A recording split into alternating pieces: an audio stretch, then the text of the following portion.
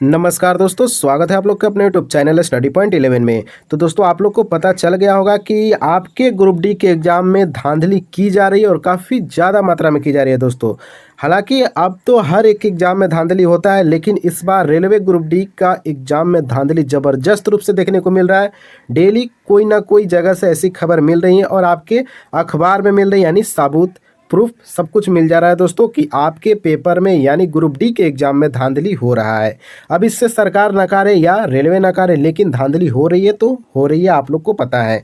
क्योंकि दोस्तों आज की खबर यानी 27 तारीख, आप लोग डेट देख लीजिए पहले, 27/8/2022 और प्रभात खबर बिहार जागे देश आगे, यानी बिहार से खबर आई है दोस्तों कि जो फुलवारी शरीफ है पटना में, वहाँ के एक सेंटर पे धांधली हुआ है। और क्या धांधली हुआ तो देखिए, रेलवे ग्रुप डी की परीक्षा का प्रश्न पत्र लीक और एक गिरफ्तार, यानी ये जो रंजीत नाम का लड़का है, आप यूँ कहें कि इसका दिन खराब था जो यह पकड़ा गया, क्योंकि इसके साथ ये अकेले तो कर नहीं सकता है दोस्तों। एक छात्र एक पेपर को लीक कर नहीं सकता है, और ये तो ऑनलाइन एग्जाम हो रही है दोस्तों, क्योंकि ऑनलाइन एग्जाम में ऐसा बोला गया कि धांधली नहीं होगा, लेकिन जोर शोर से धांधली हो रहा है ऑनलाइन में। किसी को कानों कान खबर भी नहीं चल रहा है और धांधली हो जा रहा है। हालांकि इसका दिन खराब था रंजीत जो गिरफ्तार हुआ है, लेकिन इसके साथ ही बहुत सारे गिरोह में जुड़े होंगे, बहुत सारे बच्चों के पास प्रश्न पत्र को पहुंचाया गया होगा दोस्तों, क्योंकि एक प्रश्न पत्र के लिए आज के समय में 2 लाख 4 लाख रुपया के लिए कोई भी इतना बड़ा जोखिम नहीं उठा सकता है। यानी पूरी सिस्टम आपकी मिली हुई है इस बच्चे के साथ, और इस पेपर को लीक कराने में पूरा सिस्टम, रेलवे का जितने भी करप्ट अधिकारी हुए सारे लोग मिले हुए हैं। और आप लोग एक बात ध्यान रखें कि आपका कट ऑफ इस बार भी हाई जाने वाला है। अब आप पूछिएगा क्यों जाने वाला है हाई, तो आप लोग ये देख सकते हैं नमूनों को, इनकी वजह से आपकी कट ऑफ हाई जा सकती है। क्योंकि दोस्तों बहुत कम सीट होती है एक छात्र के लिए, यानी आप लोग देख रहे होंगे कि फॉर्म जिस जोन में अवेलेबल मतलब अप्लाई किया गया है दोस्तों, उसमें 150 160 बच्चे एक सीट के लिए लड़ रहे हैं। यानी आपका एक सीट के पीछे 150 छात्र पड़े हुए हैं, और उसमें से ये जिनको 100 प्रश्न मिल जा रहा है दोस्तों, 2 लाख 4 लाख जितने में, यानी जिसकी पहुंच है उसी को मिल रहा है। अब हमको आपको नहीं मिलेगा, लेकिन जिसको पहुंच है दोस्तों उसको अवेलेबल कराया जा रहा है। ऐसा देखने को मिल रहा है इस बार रेलवे के एग्जाम में।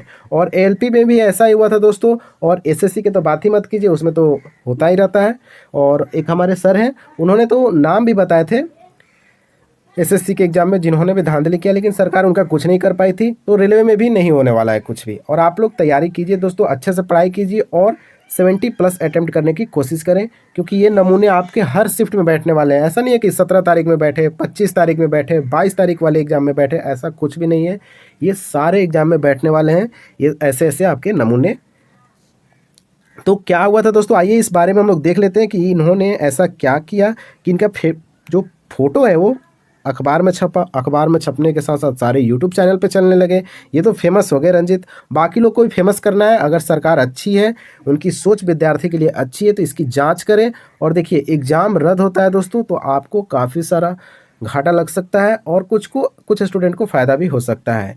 तो देखिए अब क्या होता है, ये तो सरकार जो फैसला लेगी वो तो मानेगी ही सरकार, क्योंकि सरकार के आगे आजकल कोई टिकता नहीं है, जैसा कि आप लोग को पता होगा। ये अग्निवीर आया था, उसमें क्या हुआ था दोस्तों, अग्निवीर जो आया हुआ था उसमें क्या हुआ, कुछ निर्दोष छात्रों को पकड़ के जेल में डाल दिया गया, और जिन्होंने ट्रेन या सरकारी संपत्ति को क्षति पहुंचाई वो भी घूम रहे हैं। तो कुछ ऐसा सरकार करते रहती है उल्टी पुल्टी हरकतें। इसमें देखते हैं कहाँ तक इसकी जांच जा। तो चलिए फटाफट देख लेते हैं क्या अखबार में छपा हुआ था दोस्तों। तो रामकृष्ण नगर यानी फुलवारी शरीफ पटना की एक खबर है। नगर थाना क्षेत्र के जकारियापुर इलाके में स्थित एक ऑनलाइन परीक्षा केंद्र पर चल रहे ग्रुप डी परीक्षा के दौरान शुक्रवार को प्रश्न पत्र लीक होने का मामला सामने आया था, और सेंटर पर हल किया हुआ उत्तर का सेट लेकर पहुंचे। अब बताइए, ये अनपढ़ गंवार लड़का ये क्या पेपर का हल कर सकता है? इसके पीछे एक बहुत बड़ी गिरोह काम कर रही है दोस्तों, और सरकार को चाहिए कि उनको सामने लाए और सबके मतलब टीवी पे आए, अखबार में लाए, उनका फ़ोटो साफ साफ दिखाया जाए, और जो जो अधिकारी भी इसमें संलिप्त हैं उनको कड़ी से कड़ी लगभग 15 से 20 साल की सज़ा उनको सुनानी चाहिए। क्योंकि यहाँ 3 साल से छात्र तैयारी कर रहे हैं एक एग्ज़ाम के लिए, और ये कौन सा एग्ज़ाम है, ग्रुप डी का एग्ज़ाम है, रेलवे का सबसे नीचे लेवल का एग्ज़ाम का तैयारी 3.5 साल से फॉर्म भरा के 2019 में, और इतने दिन से ब्याज खा रही है सरकार आपके पैसे का, 2019 में फॉर्म भराया था, 3.5 साल के बाद एग्ज़ाम हो रहा है और एग्ज़ाम लगातार पेपर लीक हो रहा है। इस एग्ज़ाम में भी कोई व्यवस्था नहीं कराया गया है और एग्ज़ाम जैसे कि तैसे आपका चल रहा है और एग्ज़ाम एक बार शुरू हो जाता है तो चलते ही रहता है और बाद में उठेंगे 2-4 पेपर को लीक जो हुआ था, जिनकी खबर अखबार में छप गई थी, उनको रद्द किया जाएगा और फिर से उनका एग्ज़ाम हो जाएगा।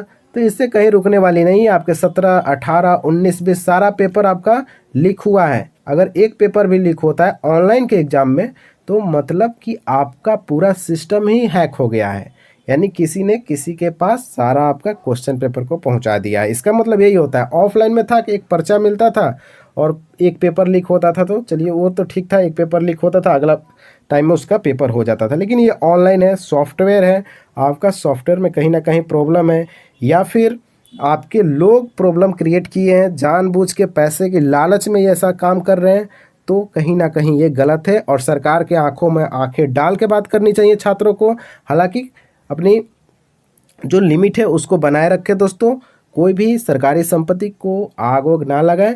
देखिए आप बस आवाज़ उठा सकते हैं, अगर आपकी आवाज़ से सरकार नहीं मानती है तो आप सड़क पे बैठ सकते हैं। आप अभी डिजिटल यानी ट्विटर पे कैंपेन कर सकते हैं। यूट्यूब पे आपके सारे सर आपके साथ हैं, 3.5 साल से पढ़ा रहे हैं सारे सर और उनको ही पढ़ाते पढ़ाते आपको मन उब गया है दोस्तों। एक ही बच्चा को कितना साल तक पढ़ाया जाए, 3.5 साल कम नहीं होता है। माँ बाप नौकरी के लिए इंतज़ार कर रहे हैं कि बच्चा का नौकरी लगेगा, उसकी शादी करवाई जाएगी, नया घर बनेगा। ये सारा जो सोच है, जो सपना है, 3.5 साल से लोग संजोए रखे थे मात्र 30 से 35 हज़ार रुपया मंथली लेने के लिए, और पढ़ना पड़ता है तब नौकरी लगता है।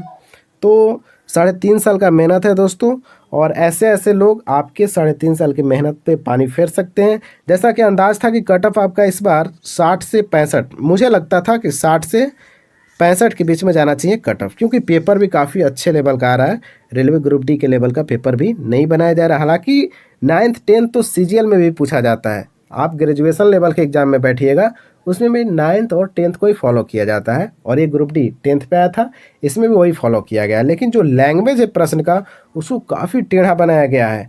तो आप लोग ध्यान रखें दोस्तों, आप लोग कम से कम जिनका भी अभी एग्ज़ाम नहीं हुआ है 70+ राइट आंसर टिक करके आए, सॉल्व करें। 70 नंबर आपको लाना काफ़ी इम्पोर्टेंट है दोस्तों, क्योंकि ये सारे नमूने आपके हर शिफ्ट में बैठने वाले हैं। हालांकि जिस शिफ्ट में इनको पकड़ा गया उस शिफ्ट को चर्चे में लाया गया, लेकिन जो बच्चे नहीं पकड़े गए, जिन्होंने चीट धांधली करने में सफलता पाली, तो उनका तो काम हो गया है। तो आप लोग ध्यान रखें दोस्तों, जिनका भी एग्ज़ाम है वो 70+ करने की कोशिश करें और आपके लिए काफ़ी अच्छा होने वाला है। आपके सपने पूरे हो सकते हैं दोस्तों।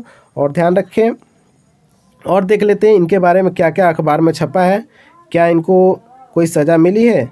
तो बताया गया दोस्तों, देखिए 2 लाख में प्रश्न पत्र खरीदने का दावा कर दिया रंजीत ने। जब इसको पुलिस ने पूछा इससे, तो इसने बोला कि 2 लाख में प्रश्न पत्र उसने खरीदा है। रंजीत ने बताया कि परीक्षा के प्रश्न पत्र और सॉल्व उत्तर उसने 2 लाख में खरीदे हैं। रामकृष्ण नगर थानाध्यक्ष जहांगीर आलम ने बताया कि परीक्षा केंद्र पर पूछे गए प्रश्न का उत्तर लिख रहा था कौन? रंजीत। और यह जानकारी थानाध्यक्ष ने दी। उनके कहना था कि जरूरत पड़ी तो परीक्षार्थी को रिमांड पर लेकर पूछताछ होगी। और परीक्षा हॉल में रंजीत सवालों को क्या कर रहा था भाई? सवालों को फटाफट उत्तर लिख रहा था, और इससे संदेह हुआ उनको कि सवालों के जवाब वो वही थे जो रंजीत के पास थे। देखिए यहाँ अंडरलाइन कर लीजिएगा, सवालों के जवाब वही थे जो रंजीत के पास थे। यानी कि पेपर लीक हुआ है, ये मैं नहीं कह रहा हूँ, ये प्रभात खबर जो बहुत अच्छी पत्रिका है उसने ये दावा किया है। प्रश्न पत्र लीक नहीं हुआ, इस पे RRB ने जवाब दिया है कि जो प्रश्न पत्र है वो लीक नहीं हुआ है। तो ऐसा चलते रहेगा दोस्तों। और देखिए यहाँ देखिए एक और नमूना, एक एडमिट कार्ड पर पहुँचे 2 परीक्षार्थी और दोनों हो गए गिरफ्तार। संदलपुर में एक ही एडमिट कार्ड पर 2 परीक्षार्थी परीक्षा देने पहुंच गए। उनके वेशभूषा व शक्ल भी मिलते थे।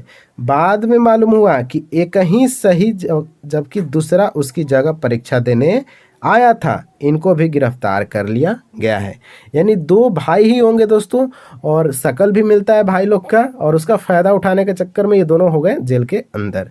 तो ऐसे ऐसे नमूने अभी भी हमारे भारत देश में हैं, और इनसे आप लोग सतर्क रहें। अगर आपको कहीं भी खबर मिलता है कि कोई भी पैसा लेके आपका जॉब लगाने वाला है, धीरे से आप लोग कंप्लेन कीजिए पुलिस स्टेशन में।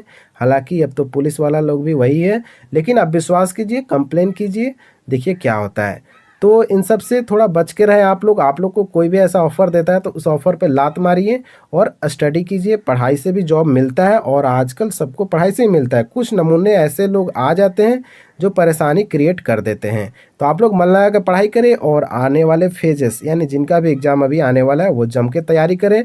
मिलते हैं हम नेक्स्ट वीडियो के साथ। आप लोग की क्या राय है, इस पर क्या कार्रवाई होना चाहिए, आप लोग कमेंट बॉक्स में जाके ज़रा बता दीजिएगा। मिलते हैं हम नेक्स्ट वीडियो के साथ, तब तक के लिए जय हिंद जय भारत।